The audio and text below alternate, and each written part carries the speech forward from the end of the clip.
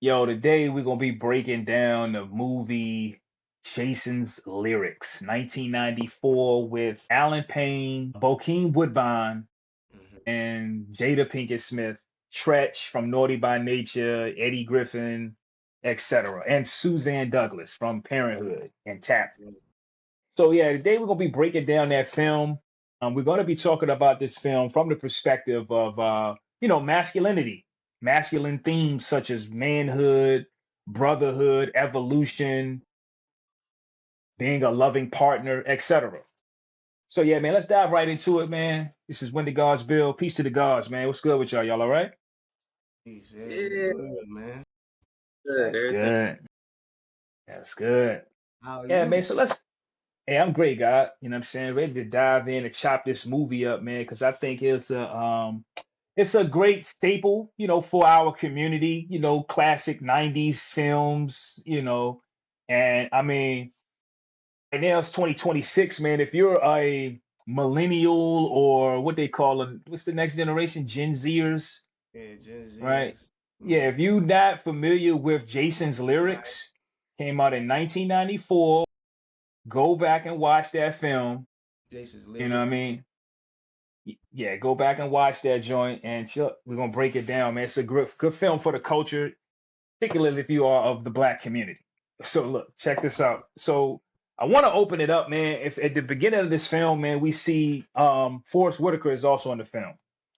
Forrest Whitaker plays the father of the two boys who are the characters in the film. Alan Payne's character, which is Jason, and Bokeem Woodbine's character, which is Joshua. They are two brothers. Now, what we see in the beginning of the film is we see Forrest Whitaker's character.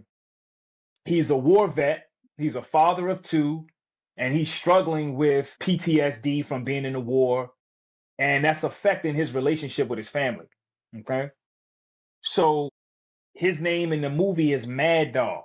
I don't know why his name is Mad Dog, but it's Mad Dog. So, as we watch Mad Dog in the film struggling with, his PTSD, his alcoholism, and he also has a cane, so his body is also fucked up. So as we watch Mad Dog move through these kind of early scenes in the movie, what do you find yourself kind of wondering about how he might be kind of handling, some of the responsibilities of being a father, PTSD, and losing his family? What do you think Mad Dog was dealing with? We need to get into Mad Dog psychology here. When for me observing that character, I'm seeing a lot of grief and a lot of frustration. Those two things stand out the most because there's a scene in there. He comes back out of a cab, goes to visit his boys, and as he's talking to Jason, his oldest son, someone tries to pickpocket him. He trips him up with the cane. He just gets to beating on him excessively. It was excessive force was used, like, maybe two, three times, pop, pop, pop. You know, young boy, all right, you got me. But he just kept just wailing on him. And so Jason, he's looking like, dang, my dad is like, I understand, like, he almost got robbed, but all right, like, I think the point has been made. And Hmm. so that level of frustration comes in because he's people look at him as a crutch. They look at him as somebody that's not able to hold his own. And so as a black man, that's frustrating when people are looking down on you when you've done nothing for people to look down on. You're just dealing with some conditions. And so that messes with his mind. When people are looking down on him, they're not seeing him as worthy. And as a man, that really messes with you when you're putting in the work to be held in some regard, some esteem, and that's not the case. So those are two things that stood out to me with Mad Dog. Mm. Mm. Yeah. I wanted to add on too is like also the external stresses. You gotta think he was the man. You know what I'm saying? Like, if you notice like when they was little in the early years, you know what I'm saying? when they were together and he was in the relationship with her. You know, they was looking good. You know, he was the man. He came back from the military, but it's just like a lot of that PTSD set in. You know, so but also external pressures from like when men come back from the war. You notice when we came back from the war, when our forefathers when they came back from the war, a lot of them then came back to nothing, and they thought they were going to be taken care of. You know what I'm saying? They thought because they were war veterans and they fought for their country that their country was going to serve them. Not, and it didn't serve him. You know what I'm saying? So he was dealing with that stress too as well. That was also another pressure. So that's also taken away from him being a man because it's like, damn, I gotta still bust my ass to provide for my family. My country ain't giving me nothing. I done risked my life, and then on top of that, I got PTSD. So now it's like I can't even. If I wanted to get work, it's hard for me to find work because I'm not functional. You know what I'm saying? Certain things are Yeah. triggering me. I will just go off. You feel me? So all those pressures, and then on top of that, drinking.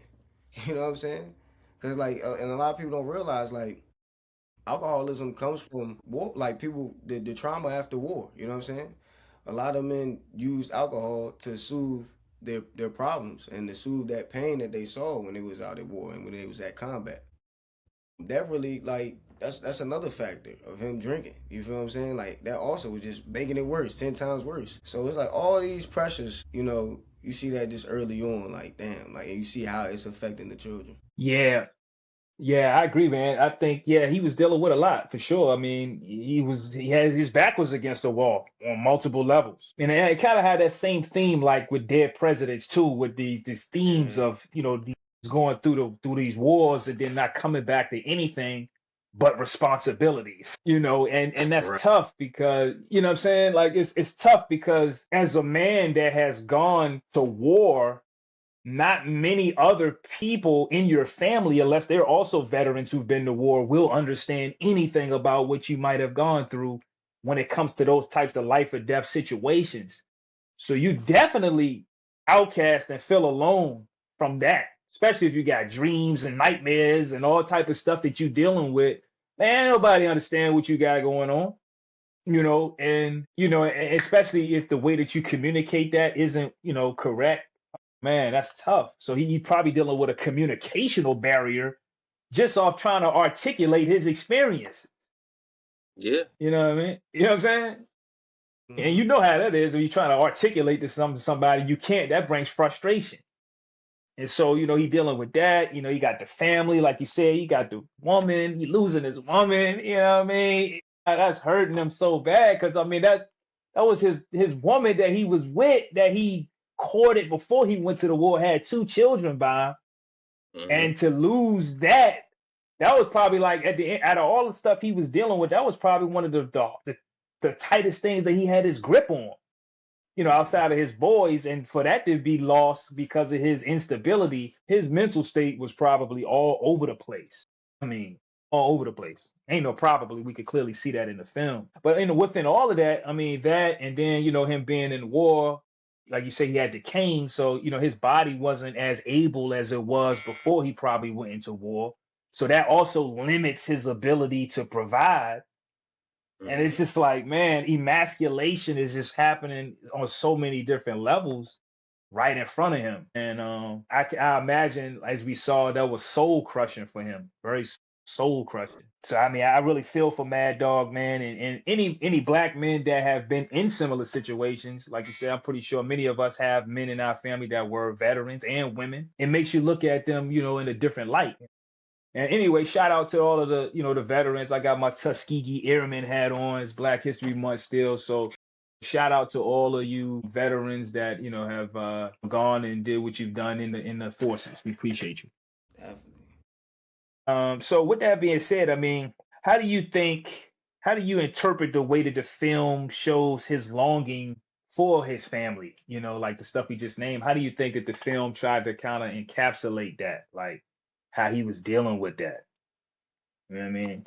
Going back to the scene I was talking about when he jumps out the cab, he gives Jason some money, and he has a little toy gun, and he gives it. So it's like, but he's still like pulling pranks, just like he pulls out the Yeah, toy gun. at him, and he just like acts, just a little water gun or whatever. So it's like, so he's still, playful. He's still, like, what you doing? You ain't got no money in your pocket, man. Every man's supposed to have some money in his pocket. So he's still generous, kind, playful, doing those things with his. That's that towards his sons, and only his oldest son receives him in that way. Joshua just real standoffish, like, I ain't feeling you. And so to see that, just like, yo, you my son and you not receiving me, like that right there is so crushing. Cause just like, you a mirror image of me, just in a small form. Mm-hmm. And there's nothing I can do to get through to you. So, dealing with that, with the PTSD, then he's trying to get to, his woman, and she not receiving him. So he just like, what more, like that damn Tyrese meme, like, what more do you want from me? Like, Mm-hmm. else he can do within his limited capacity due to the disability, the PTSD, the alcoholism. The film never showed it, but we can assume that he probably was struggling to find stable work to Mm-hmm. be able to. So it was a lot that he was navigating and going through, and back in the '90s, emotional intelligence for men was not a conversation. Mm-hmm. Mm-hmm. Therapy was barely a conversation. Mm-hmm. Mm-hmm. He, like you said, he had his back against the wall. The odds were stacked against him. Mm-hmm. Yeah, I mean, he hit the nail on the head with that. Yeah, just like you said, showing the empathy to his sons, giving them Mm-hmm. money. You know what I'm saying? Even just trying to be there for him. It's like it's like when you don't have the or to do it properly. You know what I'm saying? He was just trying to do what he knew best and how he knew it with all that what he was dealing with. You know what I'm saying? But that was like the only moment that I seen is what Universal said. When he hopped out the car Mm-hmm. and he aimed a gun at him, and then it was a water gun. Gave him some money. But yeah, and they only had like a small nick of time. You know what I'm saying? And then prior to that, when they showed a glimpse of them before, his PTSD started kicking in and everything was good. But I didn't see anything other than that, as far as him like showing empathy to his sons or like showing that love before, that longing to his sons, if you will. Yeah. Yeah, and I'm thinking about like, so as he's suffering from the PTSD and whatever other so-called mental illnesses that he might have been dealing with, that's affecting his communication skills. That's affecting all of them, the synapses and the recognition on certain things to be able to respond in a certain kind of way. Um, but at the same time, he's feeling these real emotions that he's responding to. I feel like that's what you really see. Like it's all unrefined. You know what I'm saying? Mm-hmm. But it was that scene where it was like he was at his own spot. He was in the joint, and they had the music on. It was dark in there. He was drinking. He was at his own place. Mm-hmm. At that particular, yeah, that scene right there was a tough scene. Like it was. You look at if you look at the theme of the joint, it was dark in there. He had the lights out. He had some candles and stuff. He had shit everywhere. Everything was in a disarray. He in there drinking. He in there going. He in his mind. His mind is whooping his ass. You know what I'm saying? Like that scene right there was like the mental emotional storm that scene created. You like, yeah, I know what he dealing with. Yeah, so You I know what just I want to be mean? with you. I just want to be with you. You married? Mm-hmm. Yeah, married. Mm-hmm. Remember if in that scene it was a picture of her somewhere in there. I think it was, and whether he was looking at her or it was a picture of someone to dress her. Yeah, But that right there, that was the dagger. So that was the dagger. That space right there he was dealing with in that spot. Now you imagine that was just one night that the scene shows. He's probably Mm-hmm. going through that every night. yeah, You know what I'm saying? So it was tough. So I really saw that scene as a scene that really kind of encapsulated the longing for the family, but also like yeah, when he come up and he pull up and he got the water gun, you see the his pure essence still mixed in all of the bullshit and the rubbish. He's still in there somewhere.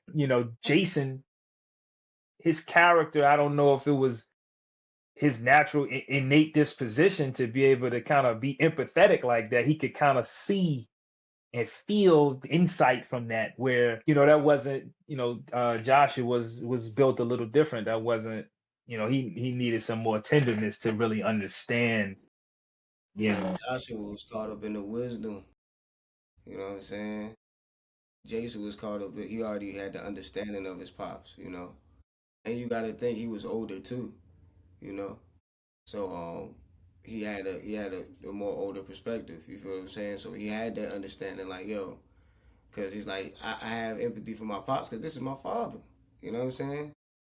Whereas Joshua won't having it because he was still emotional. He still couldn't see past what his father was doing. You know what I'm saying? And his father's actions in the current time. You feel me? See, Hmm.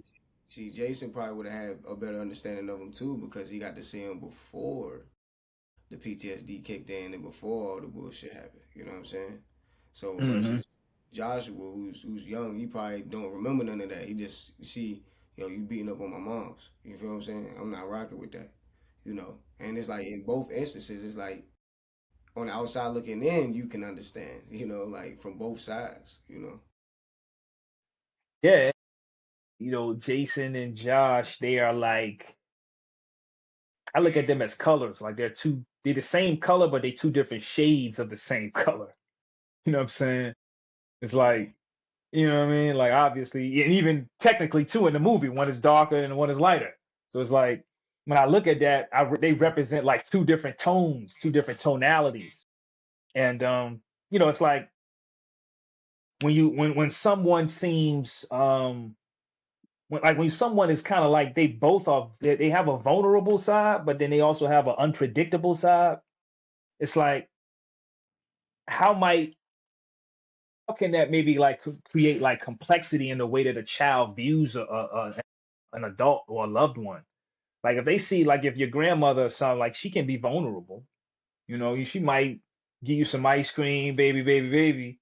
But then at the same time, she might flip the fucking switch and flip off the handle. And as a child, you like, damn, you feeling that. So it's like, how can those types of extreme personality traits kind of really affect a child and how they view you? I think by looking at it, Mad Dog himself was exhibiting those extreme personality traits. Again, he had the water gun. yeah, That's him being playful, but it's also an acting to his vulnerability too, just playing with my boys. And same at the yeah, beginning as they was in the flower, the flower joined the plane that came and yeah, with the water. So you can see his vulnerable side, but then you also when that switches off and the other thing comes back, he's unpredictable. He's scary now. I'm good. So as a kid, I'm pretty sure that's and it's like both of them is looking at him like I love you, but then I'm on edge. But what it happens is you can really see like between the two, it's like they both are the same character, but then Jason and Joshua, they like split off into two different characters. Where Jason is like, I can resonate with your vulnerability and still be present when you get crazy. But then Josh is like, hey, bruh, I can't fuck with none of you right now because when yeah. you It's like Jason. Jason was a representation of love. Joshua was a representation of resentment. You feel me? And from that too, you see how these things grow and develop into what they did. You feel me? Mhm. Joshua took his father's negative traits. Jason took his father's positive traits. See what I'm saying? So it's like you could just see that in real time. Those two sides of the same coin, when they sprout out like that, that's the result of the seed planet of resentment and the seed planet of understanding and love. And you see how those grow into what they grow into. You know what I'm saying? And it's crazy because Joshua resented him so much he became him. Right. Just without the war, he just went to prison. You know what I'm saying? But he resented him so much he became an alcoholic and ended up killing himself. You know what I'm saying? But yeah, so Mm. it's yeah. Spoiler alert for anyone that ain't seen the Damn, damn, movie. yeah, I did. That was damn. Yeah, that's what we did. We talk about the Then film. again, right, Yeah, this whole build is a spoiler alert. Right. yeah. Yeah, I think, yeah, what I'm saying, as children, it also kind of speaks to, like how as a child and just people in general, how you can always pick up on unspoken energy, you know. Mm, Surely, they're picking up on, the tense relationship between Mad Dog and their mom. They're picking up on it, but then they're also seeing it too when Mad Dog, Mm-hmm. that's the whole reason why Mad Dog's not in the house. That's why he got to go to his own spot. So who's to Right. say how long Mad Dog been out the house? You see what I'm saying? nice. That's another thing. He Yeah. probably been out the house for who knows how long, you know? Yeah.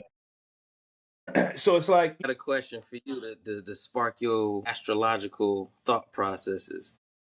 If Jason and Joshua were represented by a zodiac sign, what do you think that would be? it's a good question. Jason has, when you look at his character, Jason has a degree of maturity, right? He's put in Mm-hmm. a position himself to be a father in his own home with his mom, Mm, even though he the son. Think about that scene Mm-hmm. when Bruh came home and he was drunk. When he first got home, with smashed the person with the cake and he ate the cake all crazy. And he came back in, threw the music on. Come on, Right. mama. You know what I'm saying? Like he controlling that joint just like father would have had to control a scenario like that and to mm, keep a Mm-hmm. smile on his mom's face. So he's playing a fatherly figure role. You know what I'm saying? So that's giving you a degree of structure and groundedness where I see that's kind of like almost like a Capricornian kind of thing with like a Cancer and mix in there. It's Mm-hmm. like because he still got the empathy and the emotional intelligence, and he has a willingness to be vulnerable. You know, Mm-hmm. so I give it like he gives me like a Cancer Capricorn kind of cuspy kind of vibe, whereas Josh gives me more so like a Josh is a rebel, right? He's a rebel. He is he's unconscious also of himself on a lot of levels, and he's hard headed. I would give him more so like a I would give him like an I would give his character like an Aquarius Scorpio kind of vibe because he's also very dark too. He's very dark in all the stuff that he got going on. Stuff that he got going Mm-hmm. on makes him very dark, and in his darkness, he gets kind of like he's a rebel, so he gives him like this Aquarius kind of rebellion mixed with like a Scorpio kind of vibe. That's kind of what I get from him Yeah. if I was to look at them from an astrological kind of space. They're two archetypes. No doubt. mm. Now the scene here, man, when Mad Dog comes in the house, Mad Dog's demise. When Mad Dog comes in the house, he enters the house and he's in an emotional state. At that time, he's knocking on the door. He's looking to express his love or his affection for the mom. She not having it. You know what I mean? She rejecting him. And that ignites that fire and he busts open through the door. So Mm-hmm. he's filled with rage and emotion together with PTSD. Oh man, this is a crazy cocktail. And he So he came. comes in. Oh, go ahead, go ahead, go ahead. No, go And ahead. he drunk. Yeah, And he drunk. and he kind of set himself up because he came with flowers. He was coming with good intent. So that rejection was times 10 when she said, "No," he like, "I'm coming with flowers. What you mean? Like you feel what I'm saying? Like I got these flowers in my hand. That as if that's the way in the door. That just Right. amplified it times 10 though. Because when she said no, it's like, not only I do this, I went out my way to get you flowers, and you gonna still tell me no? No, it's so Mm, you know what I'm saying? mm. Right. Because he's drunk, he's belligerent, so he's just like, "What is it? The leg? Is it my leg?" And she like, "Nah, it's not your leg. That's That's not another it." But thing. that's the Yeah, only thing he's fixated on. He can't think of nothing else. Is the only reason that he's being rejected is because he got a bum leg, and she just like, "No, it's not your leg." And he just like, so he's in his mind. He like, "Man, she lying to me. I know it's my leg. I know it's the leg because before my leg got messed up, everything was cool." But mm, he's not Mm. looking at all the other parameters that is going on with him. He's just fixated on his leg being the problem. And Mm, so, yeah. mm. I forgot about the leg. Damn. Make me think about when you was talking, make me think about Eve's song, Love is blind, it'll take over your mind. Yeah. And like that, the chorus, love is blind, and it not just love, but anytime when you're in a particular heat of an emotion, it blinds you to all of the myriad of other stuff going on around you. And so Hmm. as he's dealing with all that stuff, yeah, he can't step outside himself and objectively see where he's at. Yeah. Crazy. Yeah. Because then for her character as a woman, her first instinct is like, I gotta protect my boys because he bust through the door, he being loud. Now the children is here, they seeing what's going on, so her mind's like, I gotta keep my boys safe. Not really too concerned about myself. I just want to make sure that my children are good. And yeah, it was just a lot going on. It's just like, then the boys come in the room and they're just like, yo, Jason come through first and he's like, yo, Mad Dog, what's going on? You all right? He's trying to de-escalate the situation. Mind you, like, this is like what, anywhere between a 10 and 12-year-old boy. You shouldn't be having to de-escalate a hostile situation Mm-hmm. between your parents. Mm-hmm. Again, this late at night, your boy come out in his t-shirt and his drawers. He's just like getting the cold out his eye. Like, man, what's going on here? Mm-hmm. It's, oh, dad is tripping. My mom is scared. What do I do? And then so then you add Josh to the mix. He's super emotional. He's just like, yeah, I'm over this. Goes grab mama gun, pointed at him. Now, not only does Jason have to de-escalate his parents, now he got to de-escalate his little brother. 10 to 12-year-old boy is just like mind blowing. You know. Mind Yeah. blown for sure. And his leadership carries it on because he does what he does. You know what I'm saying? Got Mad Dog about it there. You know what I'm saying? And the whole man, I'm not. I'm kind of one of the faces I don't want to spoil the movie, but we already here. But it's Man, like, this is a movie discussion. There's no such thing as spoiling a movie on a movie discussion. cuz man, if you never seen it before, man, like I said, it messed me up. And I seen the movie, but I forgot about it. When they revealed that Jason was the one that pulled the trigger, that kind of like, it was like, oh shit. So it's like, then he had to pull the trigger. So it's like Jason went through all that and he still was the leader. He still knew how to keep his composure. You see what I'm saying? Because the whole movie, I'm thinking Joshua pulled the trigger. So I'm thinking like, okay, he had to see that and he stand strong. In actuality, Jason pulled the trigger. So he had to be the leader, damn near the leader in every situation, even the killing. You feel me? And he didn't even want to do that. He only did that because at the height of the moment, all the emotions, it was an intense moment. My mom he beating on my mom. He about to come for Joshua. Nah, that's not happening. You know what I'm saying? I got to make a decision right there. He stepped up to the plate, which, he's a child. So it's like, I'm doing not only what I'm forced to emotionally, but it's just like, it's right here. This is like, if anything, if I don't pull this trigger right now, it could be one of our demises. We could be going about it. You know what I'm saying? They already seen how he beat up dude with the cane. And if it weren't for if it weren't for Jason, dude wouldn't have stopped. Mad Dog wouldn't have stopped. So it's like, damn, if he comes after us, if he kills me or Joshua, that's gonna be on me because I ain't pulled this trigger. So he had to lead in all those situations at a young age. Like that's like you said, that's a lot of pressure. Well, that's the Yeah, thing, though, Jason. That's the thing. Jason didn't mean to pull the trigger. yeah, it That's was an why he was accident. having. Yeah, it was an accident. That's why he was having them nightmares. Because Yeah. Jason was having his own PTSD. Mm-hmm. Mm-hmm. When Josh from prison, Josh like, you still having them nightmares? Man, I've been stopped having nightmares. It don't affect me no more. Because again, Josh ain't pulled the trigger. He didn't Yeah. Mm-hmm. feel any sorrow or empathy or anything like that. For him, it was just like, yeah, he had to go. Whereas Yeah. Jason Mm-hmm. was like, man, that's my dad. Like, I did not want to do that. I just wanted them to stop. I Yeah. wanted you to stop. I ain't want you to kill him. I ain't want him to beat on mom. I ain't want him. I ain't want none of that. I just wanted everybody to be cool, and Hmm. it went left quick, and that's something that he had to deal with. Whereas, like, his mom may have known about it as an adult, yet there's not really anything she can do because, again, this is the '90s we talking about. Therapy was not a household conversation. Yeah, Emotional intelligence was not a household conversation.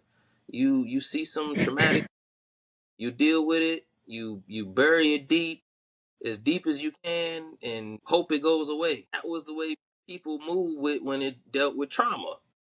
That's why our generation are the ones that's like, nah, we gotta deal with this. We can't sweep this under the rug no more. We gotta yeah, pull all this toxicity, nasty stuff up out of the DNA and deal with it. Resolve it, heal it. Yeah, I agree. And it was something that you said, man. Yeah, and Josh was lying too. He was lying about those dreams. He was Yes. suppressing the dream. yeah, that, He was suppressing them through the liquor. yeah. As when he Yes. was on the bed, he was like, "This right here, Mm-hmm. keep the ghost away." Right. And you know what? It kind of pissed me off too. Jason got all the liquor. He threw the liquor out and everything. Took him home. That motherfucker got home and pulled another liquor bottle out, bro. I was like, bro. I just felt Jason because at that point it's like, motherfucker, I can't even stop you, bro. Like, you know what I'm saying? Because I'm like, Josh, why you? I mean, I was like, Jason, why you wait? Stop it right there. We pulled that one out. You know what I'm saying? Should threw that one. But I was like, I feel you though. He Probably, probably went through this numerous times. You know what I'm saying? yeah, he burned out. He probably tired. He just got off Yeah. work. Yeah, he was. Man, fuck it. Yeah, that's soul fatigue. It's just like not only is he dealing with his own personal soul fatigue, it's just like, I gotta help my mom out, gotta help my brother out, and it just becomes a lot. Like Josh come home from prison. They mom helped get him a job. Like what first day or like within the first week, he still $10 get his mama fired after working that job for over a decade. So now she got to figure out what her next move is because bill's still gonna be due. Rent still got to get paid. Groceries, I mean, people still need to eat and shower and all that stuff. And now she, you know, in her what maybe late 30s, early 40s, something like that, and now she having to start over. Bro, I wanted to steal off on Joshua when he did that, bro. Yeah, I did That's too. one of the moments where I had to pause the movie real quick, you know what I'm saying? Like, cause that shit had me hot, bro. I was like, bro, I hate when stupidity affects the family and it affects Yeah, your mom like that. Like, that's your mom, bro. She got you a job. If anything, if you wanted some money, you could have did something else. I mean, you already in the streets. You could have got out somebody else, but you jeopardized your mom's job and then act like it was nothing. That's the thing. You act like it was not like, bro, like that shit killed me. My bad. I just had to, yeah, you good, man. I want if I was in Jason's shoes, man, Josh would have got a smooth uppercut. yeah. You would have been wrecking, like for real. Cause it's like, bro, you don't do no shit like that, man. Like, I don't care give a damn what you got going on, bro. But like, that's when you realize, like, Joshua was really immature. Like, he really didn't know, like, the value or the cost of the things around him. You know what I'm saying? He was only really thinking for himself. So like, yeah. I mean, well, he did understand the value and cost of things once he got him some little hustle money from doing his thing, and he cooked that dinner for his mom and stuff like that, and Mhm. she rejected him, just like she rejected Mad Dog. Now she rejecting Josh, and he's Mhm. just like, yo, what you doing? Like I spent money on this, this. She like, nah, I don't want none of that drug money in my house. Don't Mhm. want it.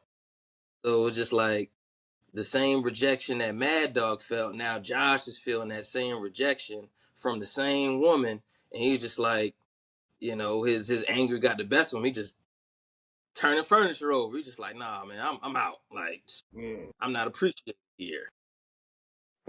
Yeah, and that was kind of like the situation with the flowers when bro came with when Mad Dog came with the flowers because it's like he came with the food. He's like, look, I got this food laid out for you. Like I really did out by any means to do what I had to do this. It's like, you rejected me, ma. Like, this the one time I go out my way to do something nice for you. Again, and you reject me? Oh, man, yeah. Dang it, yeah. Yeah, and that's a tough situation. That's such of a tough space because it's tough because the person that is so-called doing the rejection is hurt themselves. They're hurt, they're afraid, they're scared, Mm-hmm. they're nervous. Oh man, so many different negative, low vibrational emotions going on within them that can't really blame them for doing the rejecting that they're doing. Obviously, we're talking about now maybe going about it differently. But again, when someone is operating in an emotional capacity, especially a woman, there is not a lot of tact involved in the response. Mm. Right, I agree. I don't care how much you try to make this, you know how that is, guys. You know what I'm saying? You know what I mean? So Yeah. it's like it's like her rejection was coming from a place of love, but then it's also coming from a place of self protection where I don't know no other way to protect myself but to be this way. And it's Right. tough. Yeah, It's tough. because Ooh. in her own way, she was navigating PTSD because the same stuff Josh was doing, Mad Dog was doing 10, 15, 20 years before. So now she's like, oh, here we go again. How Hmm. do I navigate in a way where I can protect myself and still try to teach my son a lesson at the same time? And And that that's on top of the anger from her getting fired. You gotta think about that too. That was Right. after she got fired. So it's like, okay, nigga, you still, you know what I'm saying? This ain't how I want it. Fuck, cause you done fuck everything up that I had going on already. So it's like, Yeah. you better come correct. Like, fuck all that. You know what I'm saying? Mhm. yeah, and it's tough because she is communicating an emotion, but she's communicating a whole tonality. She's communicating so much in love, concern, disappointment, all type of stuff. Because this is a boy that came from her loins, so she Hmm. dealing with some too from a womb space. Yeah. Mm-hmm. Like, what the fuck is this that I created? Or that got created out of that's so they're also disgust and all type of other shit that she do. You know what I'm saying? Hmm. And at the same time, even within that, how can she find love for her son to give him the love that he needs because that's what he needs? I think at that particular time it just was a capacity issue and she didn't have it Right. to communicate that in a better way. And I get it. And he cooked that meal. He like, yo, what's up, man? I made this for you. And it's like he meant well, but the Mm-hmm. way he went about it, it was tough. It was Right. definitely tough. That was the intensity of her emotion. That was her blind spot. Like she was so Mm, fixated the how, like how did right. this come about, not the why. And so Correct. she couldn't see outside the lens of how. Like, oh, drug money? Nope, nope, don't want it. I don't even Right. care. I don't want it. And when you start talking about traumatic triggers, how traumatic triggers make that type of response come out of a person. Once a traumatic trigger hits, person get unconscious quick. Mm-hmm. I mean, they go straight into that energy. They are not no longer conscious of themselves. And that is a space. It's like, how do you even do any course correction in those types of spaces?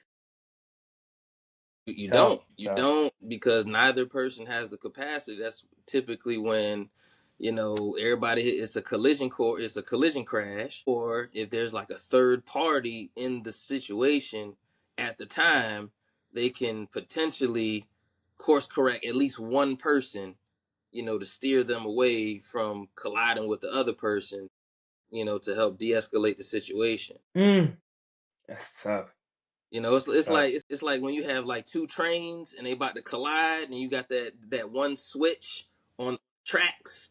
Like you got to have that person that's not on either train that's on the tracks, and they could just hit that switch, and they have, one train go one way while the other train continues, is current. Right. The inter-orienter to come in and balance the situation out. And so that kind of brings up this next question is like, how might a shared experience like the one that Josh and his brother Jason had gone through with that Mad Dog situation, how might that experience have influenced the bond between them as they got older? Repeat it for me one more time. So by them going through that situation with, Mad Dog, that scene where, Mad Dog is killed, that's a traumatic, that whole traumatic, and plus all the trauma from that. How does all that trauma kind of like, I guess, influence their bond? Or how does it affect their bond negatively? I think it affects them, for Jason. I think it affects him as the I am my brother's keeper, Hmm. like dynamic for him, like regardless to whom or what, like I am my brother's keeper. And so even, with Josh being in and out of prison, Jason is still there. He still chooses to show up. Hmm. And that encapsulates when we get to that scene where he's offered that promotion in a different city, uh, of the state. That's where this movie's based in, is in Texas. And so he's offered a promotion, and Jason's like, nah, can't do it. And then his manager's just like, man, like you just gonna stay stuck here, man, because of your family. You Like always you get the got an fuck opportunity. enough. Mhm. Yeah. Yep, you get the opportunity to make some more of yourself, but he chose to stay because I am my brother's keeper. Like, I got to make sure my brother good. I got to make sure my mom is straight. Whereas he could have did his own thing. Like, yet there was nothing strong enough. Like, money was not his motivator. Like, I'm hurting for money, so I'm not. That's not gonna motivate me enough to leave my current environment. It wasn't until he met Lyric and he fell in love that was the motivator for him to be like, I got to make some changes. Like, I can't continue to enable Josh to keep fucking up. I can't continue to enable his bad behavior by always coming to his rescue. Hmm. And even So so, Hmm. like, that's that.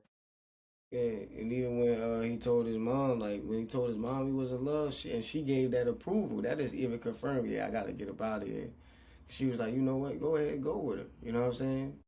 And he was just like, damn. So that even furthered it more. You know what I'm saying? But to compare and contrast on Joshua, how it affected him was he knew that Jason was, his keeper. So he always leaned on that. You know what I'm saying? Jason always gonna be there. Fuck that. You know what I'm saying? My brother always gonna be there.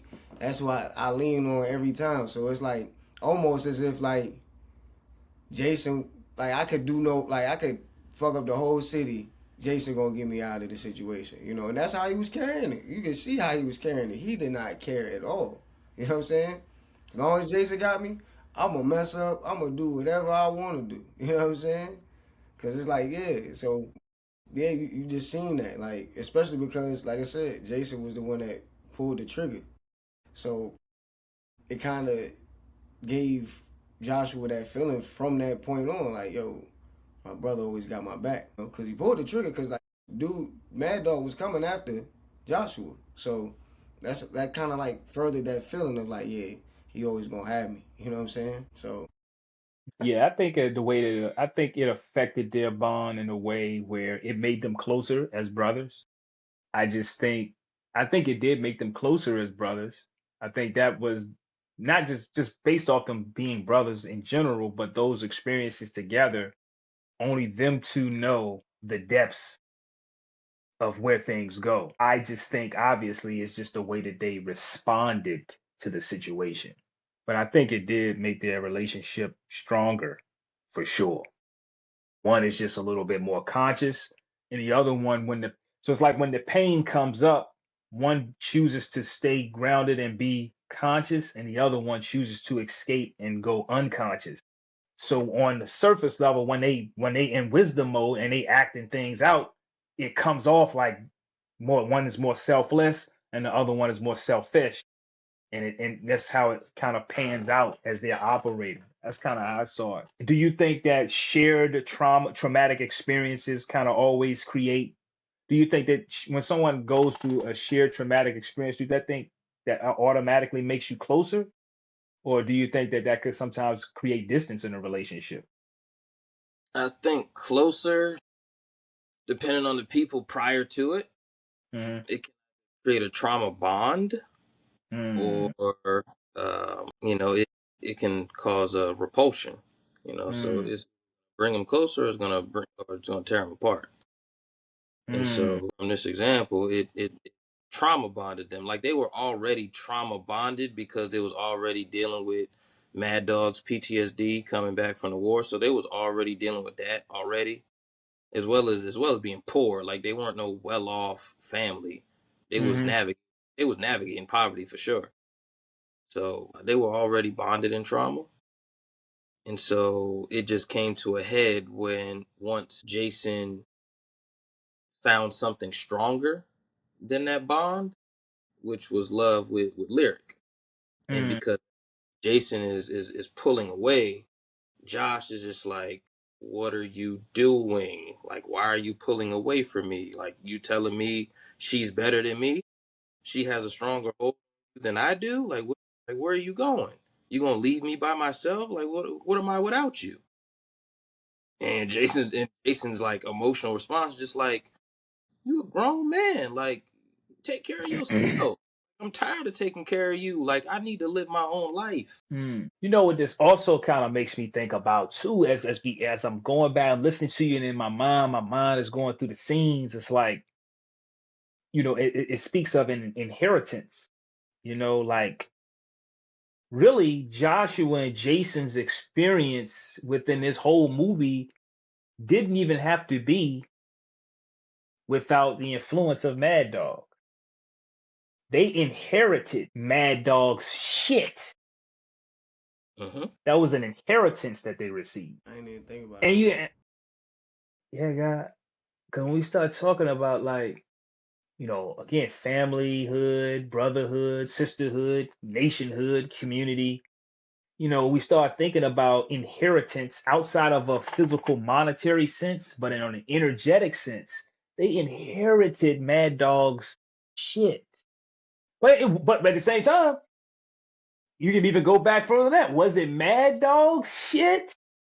Or was it the system of racism and white supremacy's shit that came through Mad Dog by him going to that war? Mm. Now, controversial statement.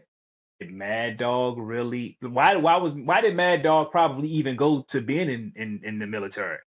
Because he probably got drafted. Mm-hmm. He needed some bread. He needed some resource. So you see how that Mm-hmm. goes to that, and then that goes to that. So you see how like it's like this inheritance here. How did Mad Dog end up being what Mad Dog was? Why was he even in the military? What was he doing there? Was he fighting something that really had something to do with him as a black man? Or was he there out of obligation to survive as a black man? And therefore he gets PTSD and now gives an inheritance of a negative energy to his kids affecting their lives. Good. That's a good perspective. I can see it clearly. It hurts to even look at it in that way because we were looking at our own families. Mm-hmm. Yeah. So any type of trauma that we're dealing with, we know that it's inherited, and now we're tussling with it. So it's interesting to look at it on that level. Um, Yeah. how? The fact that this movie came out in '94, these was what, Desert Storm, if I'm not mistaken. Mm-hmm. Like they're fighting in Iraq and Afghanistan, all that type of stuff. Mm-hmm. So going from Texas in the United States all the way over into, you know, what they call the Middle East, and having to survive, that environment, completely different climate, completely different everything. And then come Mm-hmm. back like, it's not, I don't feel the same. I don't see the world the same. I seen some stuff, heard some stuff, did some stuff I may not be proud of and can't really talk about because you ain't gonna understand. Right. I had to do them in the name of my obligation to the system Mm-hmm. contract. Yep. Wicked. Wicked. Mhm. Oof. Oof. So it's like, how do, boys transform experiences like what Joshua and Josh kind of went through as children? Like how as a boy do you transform experiences like that to either wisdom or destruction? How do you transform that type of stuff? You know what I mean? When you're going through something that's so negative or traumatic, how do you begin to transform such a thing? I think we see this kind of playing out in the film where they're both transforming. And again, I think Jason again is he's trying to grow and evolve, and the other one is striving to stifle that growth and evolution. Not because he doesn't want to grow and evolve. He does, but he doesn't want to face himself to do it. So it's like, I think it's like so when you're in an environment like that, especially dealing with children, um, they're gonna choose whatever route they choose to suppress that trauma. So some might have constructive resources available or constructive activities available, you know what I'm saying? Or some might have destructive resources or destructive activities available that they were shown, you know. But it depends upon the child because the child is so new to life that they don't know what's right from wrong, you know what I'm saying? They just doing whatever's out there, whatever they see. You see what I'm saying? So in the case of Jason and Joshua, Jason, I mean, he was a little bit older again, you know what I'm saying? So he had a little bit more sense of himself, you know, and a little bit more sense of discernment to where he's like, I'm going to channel this by progressing because I already got the responsibility on my shoulders to lead my family and lead my household because my father's not here no more. But also, it's like, this is how I, you know what I'm saying? This is how I get away. And I still have nightmares, but like by me progressing, you know what I'm saying? I could get myself out of this situation. Joshua was just like essentially, I don't know if it was consciously or subconsciously, but he was like, I'm just drinking away and I'm gonna be in the streets and it's whatever. You know what I'm saying? My life is whatever, you know? And that's just what they were shown, you know what I'm saying? Like and like I said, as a child, you're just gonna make a decision. You're not gonna know if it's right or wrong or what it leads down to. But it's just a result of two different decisions made early on as children who are innocent and now that they're grown men, they gotta deal with it, whether right or wrong. Yeah, agree. Just from a observational perspective, I agree with what you said. Like you said, Jason had a sense of himself already. He already had a sense of responsibility on his shoulders. He took that on, whereas Josh, you can see it that he was just left to his own devices. After mm, that experience, mom is grieving. The loss of her children's father. So she's grieving. So she doesn't have the capacity to be there for Josh in the way that Josh needs her to be. Jason, he now has to fill that void for his mother and his father to be there mm, for Josh. And again, I mean, at this point, we already know Jason is in, elementary school, maybe middle school. So when he's off at school, Josh is by himself, doing whatever he's doing, getting into whatever he getting into, because mom still got to go to work. She grieving, but she still got to put food on the table. She can't be there. Josh, he either at home or he at, some school that's different from Jason's school. And so he's navigating his own stuff, probably not really talking to anybody because, he's just probably just waiting until Jason get in from school and he telling him about his day and they go shoot go to the court, shoot some hoops, and then go about their day. Because again, like even when they were adults, they were still sharing the same room. Mm. They were still living at home with their mom as adults. The same room, once Josh got out of prison. So Josh was really just left to his own devices to figure out. his own grief and his own emotions in whatever way it was, and as we see as an adult, it was destructive.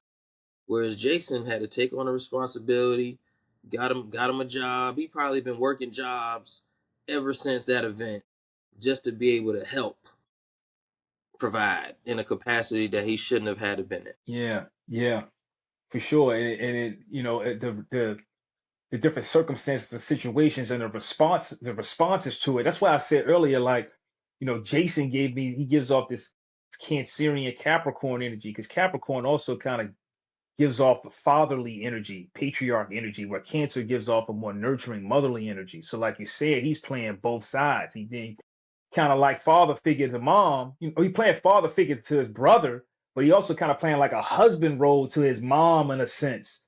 Which both of these roles still require that nurturing side in order to kind of deal with both of these dynamics. As it's very, very interesting for sure, the type of positions that he was placed in emotionally, for sure. Mm. You know, it's funny. Jason reminded me of Born Sincere a little bit, cause like, he's like, you apply for some jobs. So yeah, I got a couple interviews, whatever, right? So like he's like, yeah, so as they walking, he pulled out the newspaper. He's like, yeah, I circled something for you. I was like, son, that is something, Born Sincere.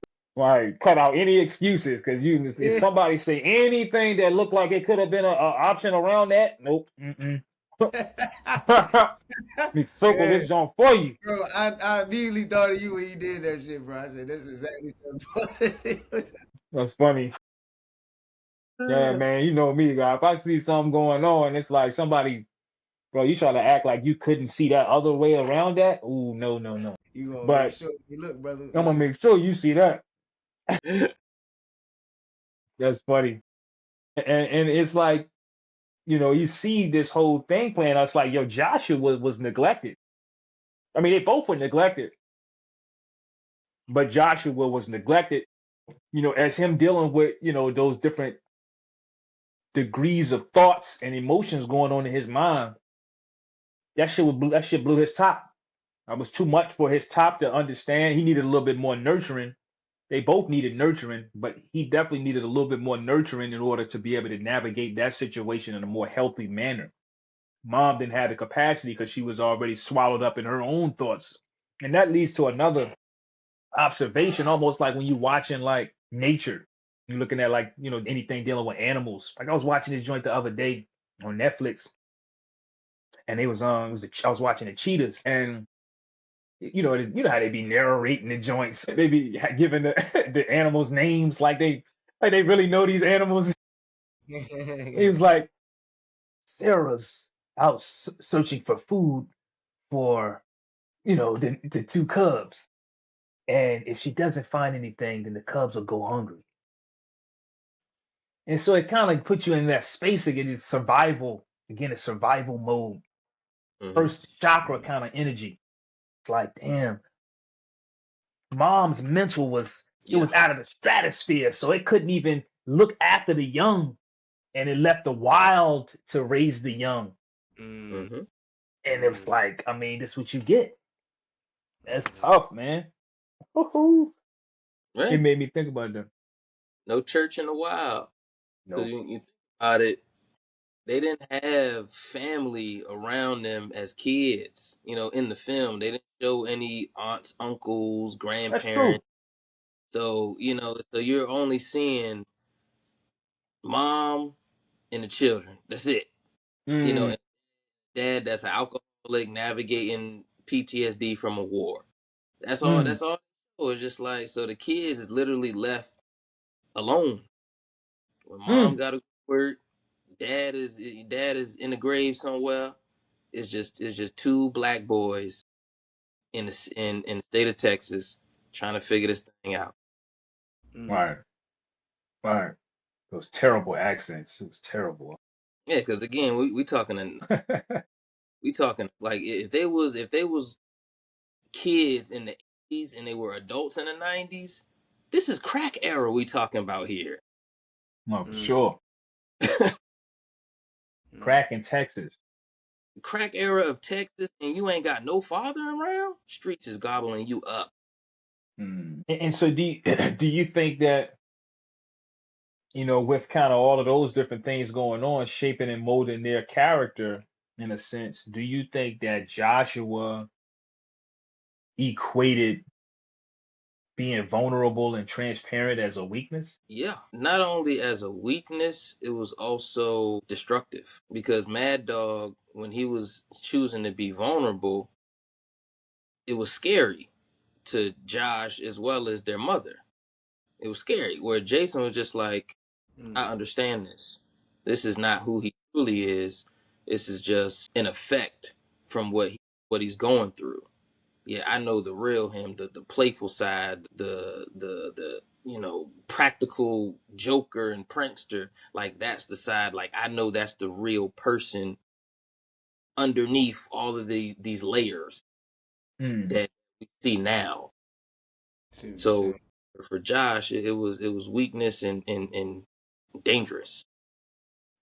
yeah, I think I see that totally, God. I think, I think, and again, that made him unconscious, particularly of being vulnerable and transparent, because in order to have done that anyway, he would have had to face himself, which he was really not willing to do because the pain of that was so agonizing for him. So, he chose to go about it a certain way to deal with that pain. And that makes you really look at, the power of pain. You know what I'm saying? How like pain, like in Build or Destroy, when we like in the Build or Destroy mathematical principle, when you got that number 8, it's like the two ciphers stacked on top of each other. But if you was to put a straight line between the two, the cipher at the top and the cipher at the bottom, when you look at the number 8, it's like Uh-huh. right there in the middle is where pain exists. Mm. And that's what either causes you to build or destroy, that like how you deal and how you interact your relationship with pain. Yeah. You know what I'm saying? Because you think about sometimes when you're going through something painful yourself. I mean, you've probably had times where you have faced the pain, but then you've also had some experiences where you see how you are when you might be unconsciously or consciously avoiding the pain. Mm-hmm. You know what I'm saying? But you Right. recognize that it's the pain in the middle point that's the determining factor, how you either relate to it or not. And Right. You stub that pinky toe on the corner. You either gonna be cussing out your outside of your neck, or you just gonna take a deep breath and yeah, keep it moving. yeah, the power of responses, how you respond back to something. Hmm. And all of that is dependent upon your maturity level, your knowledge, wisdom, and understanding, all that. So that's very interesting right there. Let's see here. Hold on. Getting stumped here. There's so many different questions. Mm-hmm. All right. So as they as they begin to as the movie progresses, we see that, Jason picks up Joshua from prison. Now he's home, right? And Jason ends up meeting Lyric at his job as she picks up her TV, right? And so as he's meeting Lyric, you can see throughout the film that he's starting to, as we talked about earlier, his realm of awareness is starting to open up on his own potential to focus on himself and what his personal future looks like. So now he's starting to become selfish versus as selfless as he was.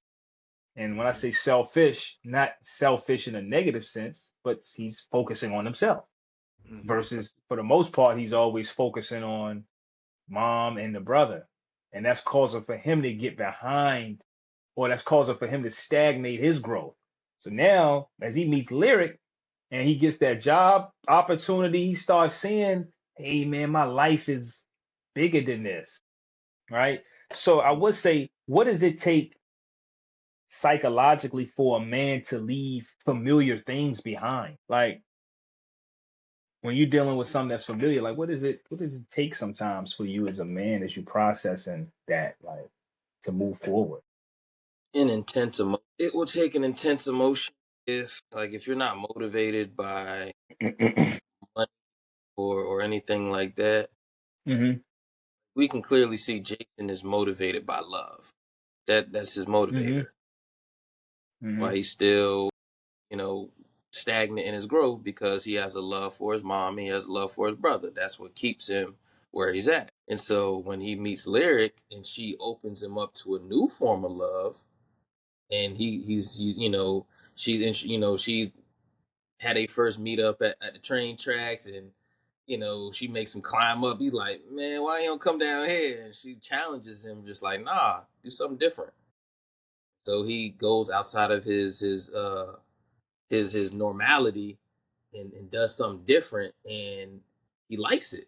He's just like, you know what? I can see myself trying new things, doing new things, because of the feelings that I have for this woman. I like it. It excites me. It makes me want to be more of who I am. And so yeah, that whatever a person's motivator is, that's what's gonna get them to continue to grow and do new things and step outside of their familiarity and comfort. Mm-hmm. Add on. I'm gonna take a page out of your book, Born Sincere. It all depends on your what you say, your energetic signature. You know what I'm saying? Sure. So it's like, That's what he's saying.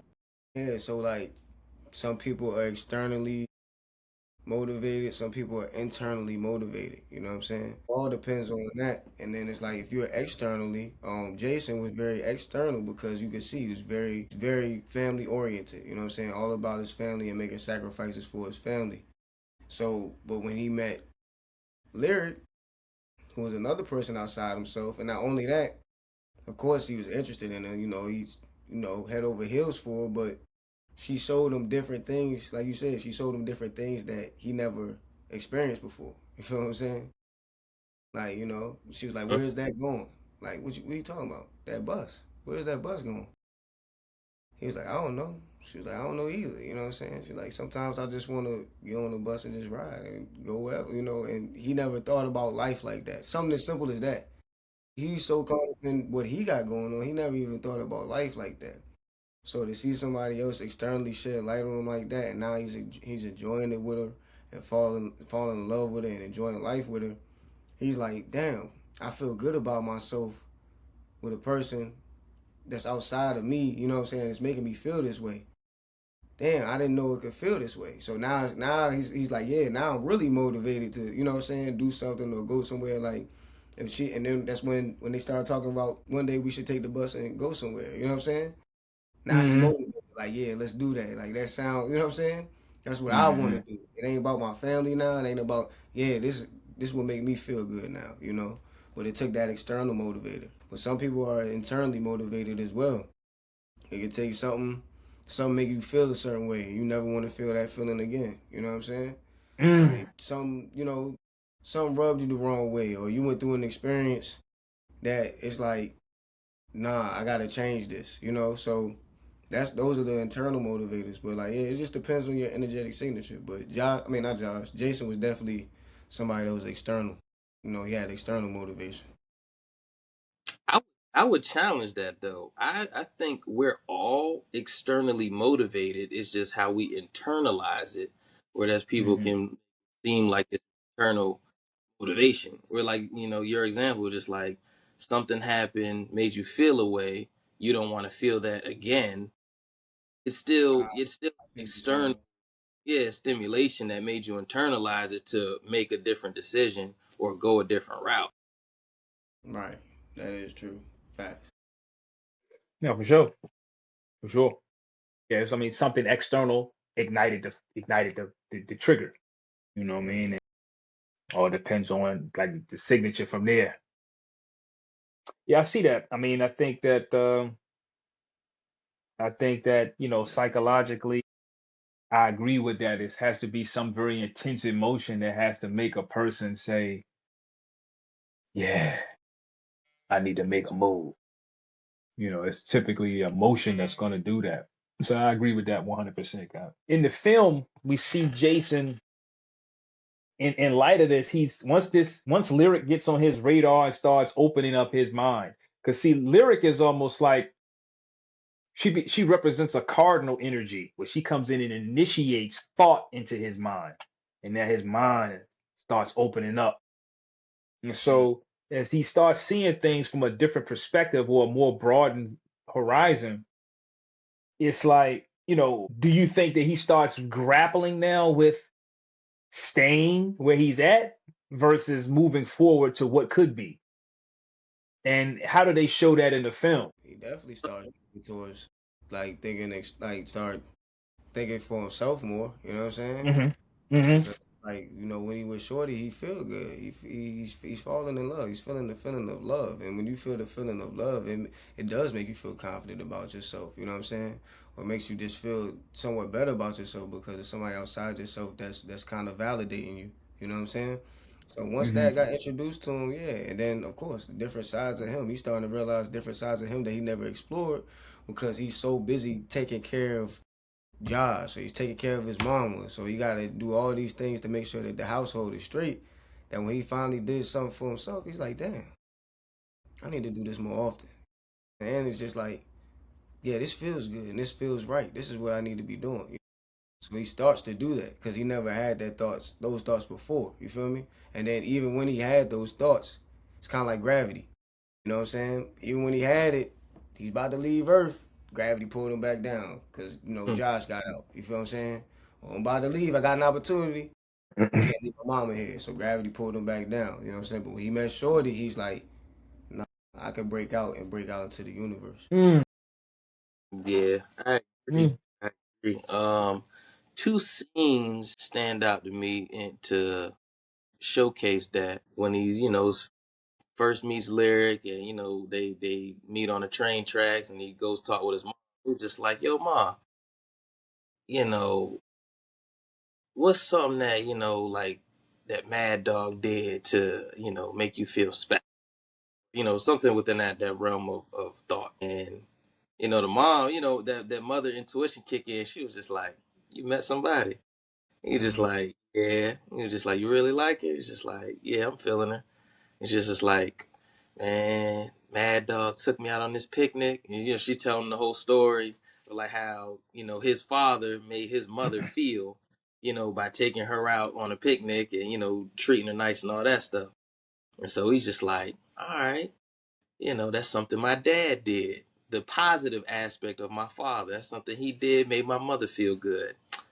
I'm gonna do the same thing because I see that it had results. Because my mom Mm-hmm. still fondly of that memory to this day, despite all the bullshit that came after. Mm-hmm. Mm. He takes Lyric on a little picnic date. Rents out a little museum and shit. They get on a bus. They just have a little time. He ran out of the whole bus for them to have a picnic at a rented out museum, empty museum. Just to make her feel special. So Mhm. that, and then when they was at the fair. And that's when we see the dynamic, the push and pull between where he wants to go with Lyric and where he's stuck at with Josh. Mm-hmm. Yeah, Mm-hmm. wrong, populated. He having a good time on a date with Lyric. They about to get on the little ride.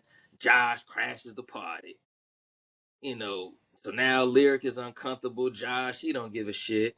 So after they get off the ride, bow, snuff Josh, took him out, beating on him. Mm-hmm. That's when everything came to a head. We were just like, you know what, man, I'm done with you, man. Like you keep fucking up. You keep doing the most. People try to help you. You ain't helping yourself. I'm over it. I'm done with you. Mm-hmm. You know, that was that straw that broke the camel's back for Jason. Where it's just like, yeah, I gotta go. Mm. You said something too, God, that made me really think about that ride. That ride that they was on in the midst of that tension. That ride that they were on was a ride that went in circles. Mm-hmm. And so they were going in circles within that particular dynamic of that push and pull, because this wasn't the first rodeo. You see what I'm saying? But in that tension, that ride was like that moment, because all three of them are also in that scene together in that Mm-hmm. ride. Yeah. Yeah, No, cause, and cause, go ahead. cause, cause Lyric was navigating her own stuff too. With Like her brother. right with her older brother, and they never showed their parents. So No, he didn't. we can assume that probably both of their parents is dead, and they left the kids the house. And because the Mm-hmm. older is, the oldest of the two, he has guardianship over the house. So whatever he say, go. And she just got to deal with it until she can make a way for herself. Mm-hmm. Mm-hmm. And that was powerful. In light of this, we started talking about this tension that this creates, especially within this scene, because I really like how you painted that. Like that is exactly where this shit just comes as such of a beautiful marriage because you got Jason, Lyric, and Josh all together in that one scene. And from there it's almost like you start seeing the future and the past. And then so obviously the future brings up what we call the unknown. So Hmm. it has also this opportunity to bring up these fears of the unknown versus the certainty of what is already known. And this theme in life happens a lot, and we're constantly dealing with that kind of theme: Right. familiarity versus the unknown. Right. And then And so within the scene, that's the first time that all three of them are in the same scene throughout this movie. That's the first mm, time Josh meets Lyric, Lyric meets Josh. Jason is the middle ground for both of them. One is too comfortable and the other is completely uncomfortable. And now right.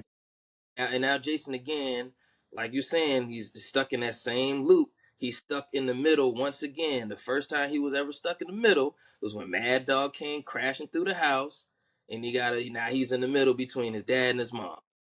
And then Mm, Mad Dog Josh with the gun, so now he's in the middle between Mad Dog and Josh. So that's been the theme of Jason's entire life, of just always being stuck in the middle, having to make a choice between two people he loves.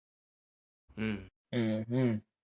You know what's the term that's coming into my mind right now? One word: tension. Mm. Tension is just coming. It's like tension.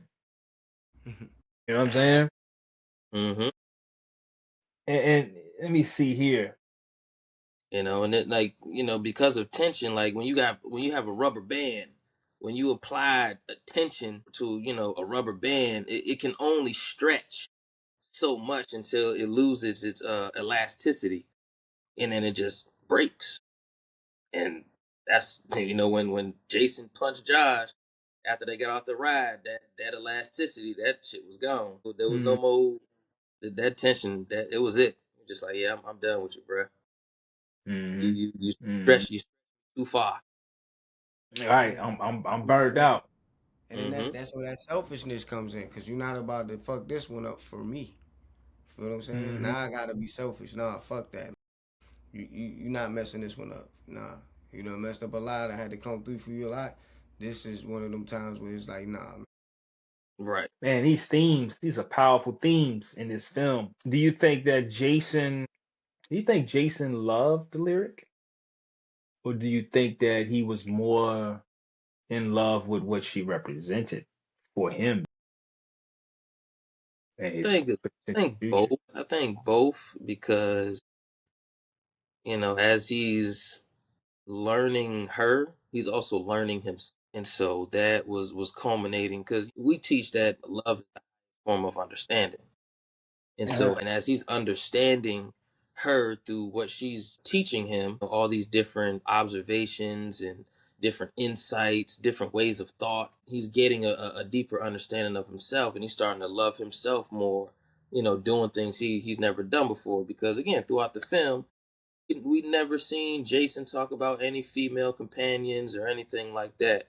You Right. meet Lyric, just like, woo, this the one right here. He's just like, yeah, and then and that was just off physical attraction. Then when he gets having conversations with her, she's expanding his mind. He's just like, man, I can really see myself, just going to different places with this woman, and I'm okay with that. So the representation that I'm seeing that he was getting from her was just expansion and expression.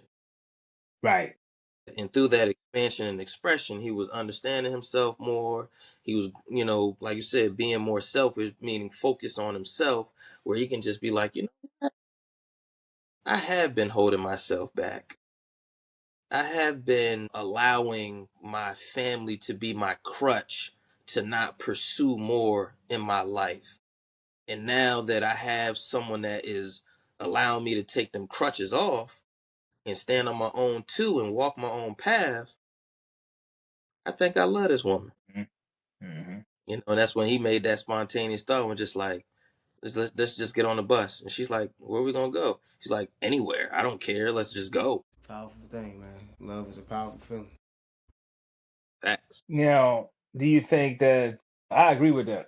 I think that it's both. I mean, he had a love for I think within all of us as people, when we come to interaction with one another, you know, we spark and ignite different things because we're all energy. Mm-hmm. So she came through and sparked his mind to think bigger than what he was thinking. She had already been thinking that. It doesn't show it in the movie, but I'm pretty sure in other areas he's gonna also do the same to her in other areas. But it just in realm of the scene, that's how we all do. We're themes. Each person Mm-hmm. is a theme. So I come to spark you, you come to spark me. And I think that he loved her as well as what she represented also. Yeah. Mm. Through what she represented, I think that's when he begins to see more about his love for her though. You know what I Mm. mean? As he, you know, he just meeting her, like you said, he blown away. Like, who is that? You know what I mean? And as Yeah. he Mm-hmm. starts to see what she represents, it's like that begins to seal the situation. Like, okay. And then they had the scene, man. I think that scene was kind of corny, man. They naked on the in the grass. Like, ain't nobody fucking naked in the grass. That shit was some bullshit, man. I have to You'll be disagree. I be have itching your ass off, bro. Sitting fucking in some to, grass with no clothes on. that is true. You look itching. Again, I got to agree because I've had my own experience of rolling around the grass naked. So I get it. He was itching your ass off. It's like, god damn. It's like this shit is fun, but fuck. Shit. You know, when I seen that scene though, you know what it made me think of though? It made me think of the Garden of Eden. You know what I'm saying?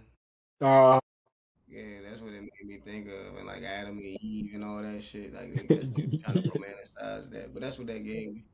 Yeah, but definitely, I know they had position though. Yeah, you feel me? Like, they go there getting that ass like, god damn, this shit got my ass itching like a motherfucker, but we fucking though.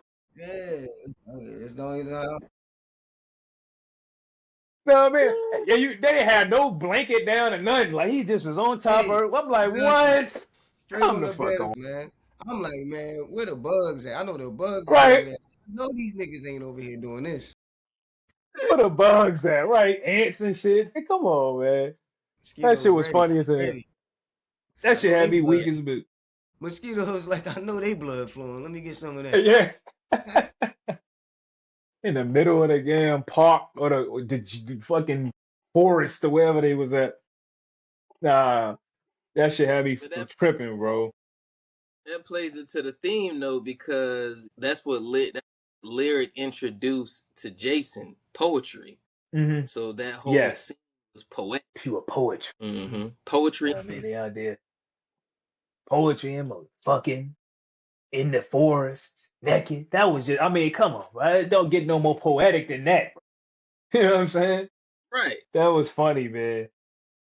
I mean, shit. I mean, had the women going crazy seeing that joint. Like, yeah, I wish a dude would do that for me. Logically, men is like, well, logically, Right. men is like, nah, ain't about to have me bitten up by no mosquitoes just to get some ass for about 25. That's funny.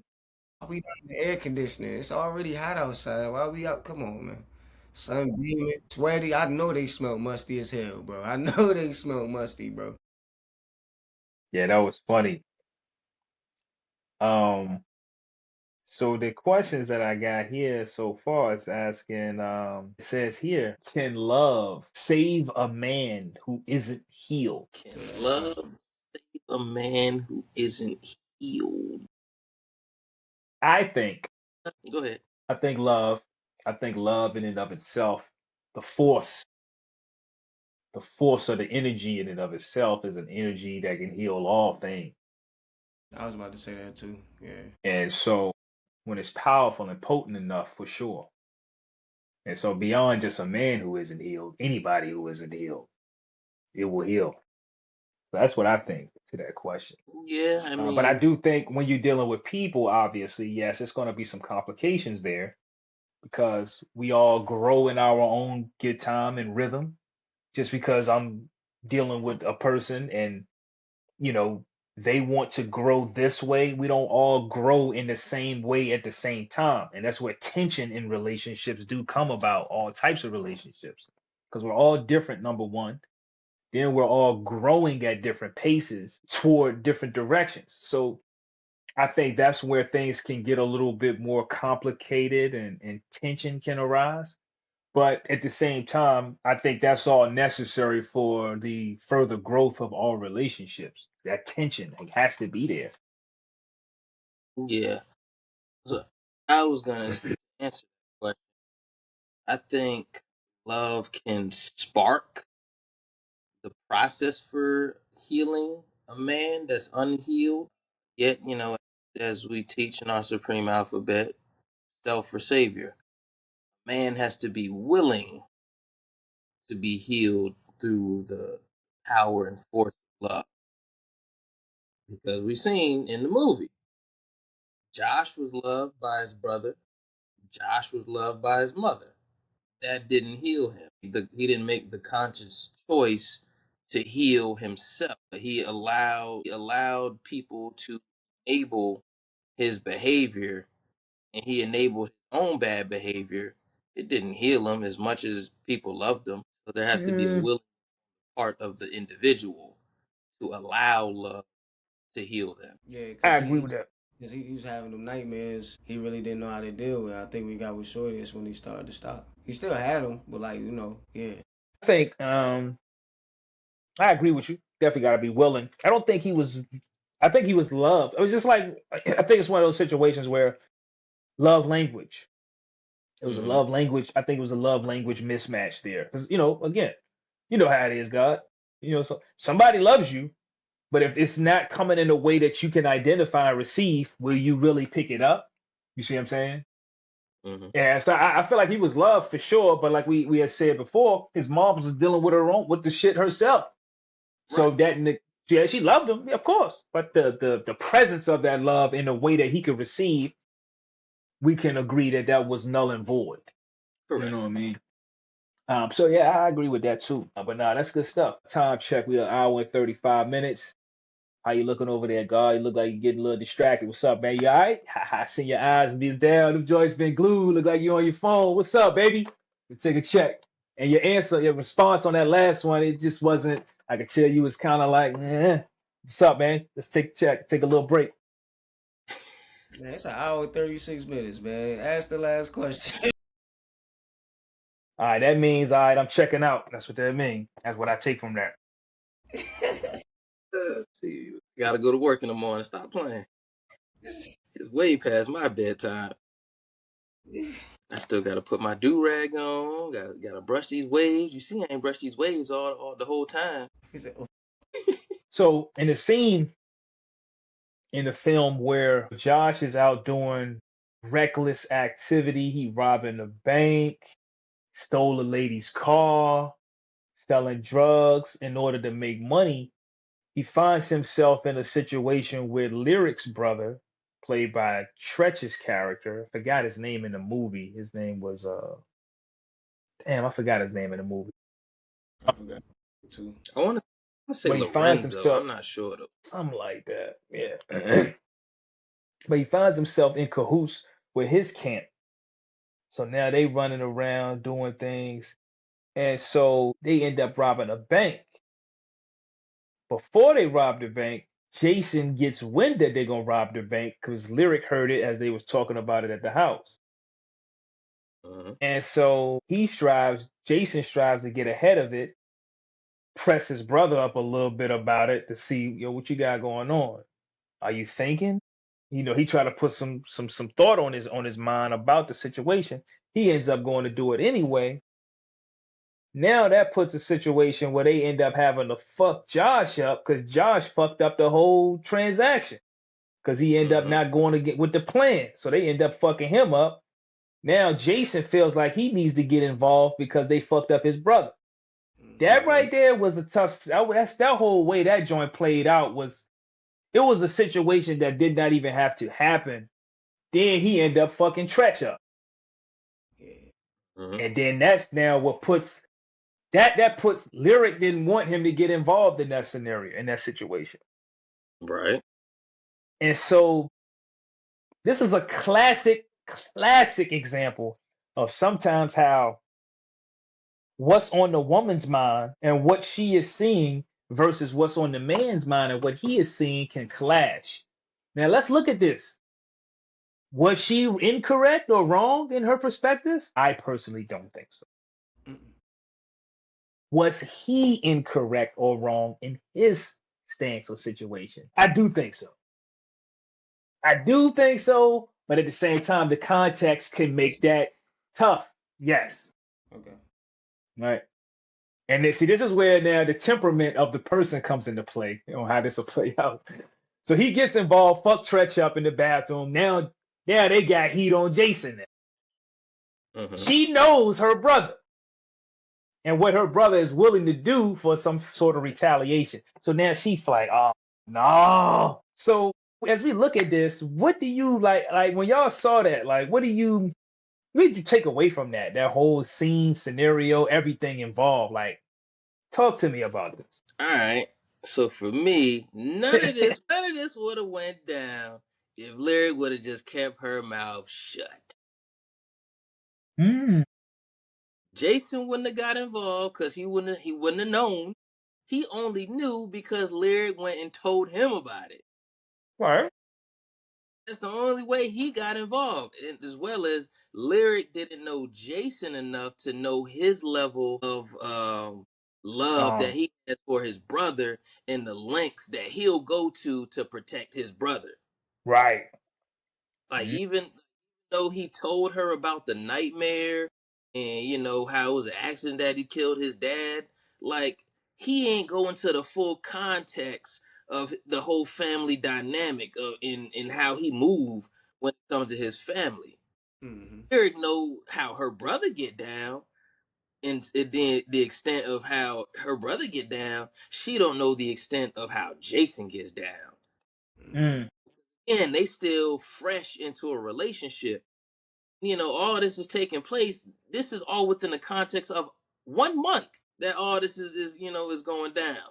true. So there's enough time with them to know, like, I know my man, I know my brother. I'ma just shut up and not say nothing. I'ma just let it play out the way it need to play out. I do see that. I do see that. I mean, it's all people's reactions though. Like this one thing triggered after another. Once Jada said that, and then went to Jason. Jason when he did what he did, boom. But the funniest part was, bro. I just had to point out the two funniest parts, right? For one, why did Josh stumble in the bank like that, bro? Drunk as hell, bro. He stumbled off in that joint, messed the whole joint up, then gonna rob somebody for they watch, bro. Take his Then mask he off gets too. then took your mask off. Then he never got caught. Like Yeah, he no, still gets away, bro. Like that was wild within itself. When he stumbled in there, he was like, oh, like he was like, yo, wait, where you been at? He all drunk, like that was funny, bro. Then Right. when Jason goes when Jason goes to fuck Tretch up, bro, and the first punch, he said, this one for my brother. I said, bro, ain't nobody gonna say. I'm not about to say that when I'm about to fight a dude for my brother. I'm gonna just like you just this for my brother. Like that's funny, bro. No he bull. had been That was plotting on that funny. nigga the whole time. He said, "Oh, he in the bathroom. I'm going to get his ass." Yeah, but yeah, man. But it's just a chain of events, bro. Because it's like you said, like True Universal said, nobody really knew each other well enough to know how each other was gonna respond. You know what I'm saying? And No, for sure. and like I mean, even past that, I mean, even if Jada ain't say nothing, Joshua was still gonna get fucked up and gonna have to go back to Jason, and Jason was gonna have to do what he was gonna have to do anyway, because Joshua was gonna carry it the same way, regardless if Lyric told Jason or not. You feel what I'm saying? Jason would have just been more startled when he seen his brother come in and he all injured and fucked up, and he's like, "Who did it?" know what I'm saying? But it would have probably played out the same way. You feel me? Mm-hmm. Because like he still gonna rob the bank. He still gonna be drunk. You know what I'm saying? Like he still gonna get fucked Mm-hmm. up because he fucked up the robberies. Yeah. I No, for don't think sure. I don't think it would have played out the same way because we see Josh. He on the bench. He lifting weights. He getting himself pumped up for this mission.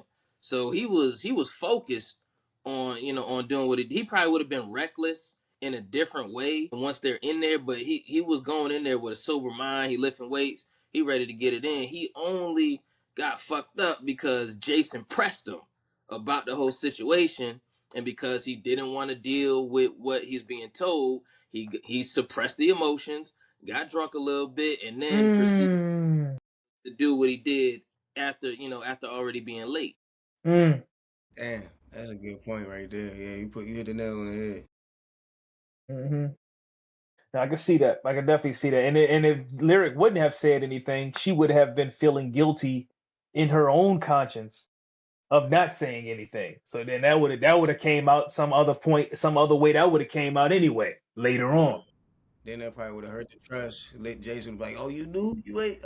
If I would have dampened the Right. trust in the relationship, yeah. Would have been a Especially, whole.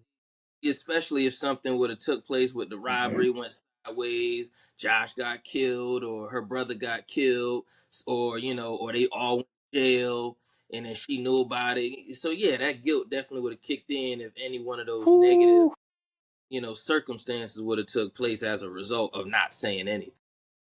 Right, right. So she had to say something because she, as a woman, she definitely won't trying to deal with that kind of internal smoke Hmm. that would have came with. And so I understand. And not just as a woman, but just period, just the type of caliber of person that she was. She wasn't trying to deal with that. Right. Um, and so as we wrap this thing up, man, have you ever felt like you've been in a position where your loyalty to your brother has might have affected or costed you your potential destiny or getting closer to the future that you want? Your Yeah, loyalty to your brother? yeah. I've been through that Yeah. plenty of times. Well, not even Yeah. plenty. Mm, I've been through that a significant amount of times. I'll say. You know what I'm saying? There was times where I had situations going, and because I wanted to include my brother, it cost me that situation. Feel me? Things could have ran a little bit more smoothly had I just evaluated that my brother wasn't equipped for this position. I'm just trying to put him in a position to actually, eat and kind of suffice his life, you know what I'm saying? Or put him in a situation to where he could better himself. But in doing that, it caused me the opportunity, you know what I'm saying? So, yeah, I've been there a significant amount of times to know, like, you have to separate your brother from, the skills and the person that he is. You feel what I'm saying? Because you have some people that you love dearly, but in a position that you put them in, if they're not qualified, it's not going to get done. The job is not going to get done. You know what I'm saying? So just being more discerning with that. But yes, Yeah. mm. I've been there too. That's a story for another day. It's gonna run long. Is your brotherhood, is your loyalty to brotherhood or your brothers costing you your destiny? Think Nah. about it. Comment down below in the comments. Let us know your thoughts. You have some run-ins with those types of themes or any of the themes in the movie. If you've seen the movie, if you can relate, hey man, let us know, man, in the comments. Let's talk about it. Keep the conversation flowing. If you haven't seen Jason's lyrics, check that joint out, man. Right now, it's on all major streaming platforms. I think it's on Tubi right now. Check it out. 94. We'll be coming back to you guys with another episode breaking down another movie from the standpoint of manhood, masculinity, and brotherhood. Appreciate y'all for adding on with us, man. We love y'all. We appreciate you guys. This is When the Gods Build. Peace. peace. Peace.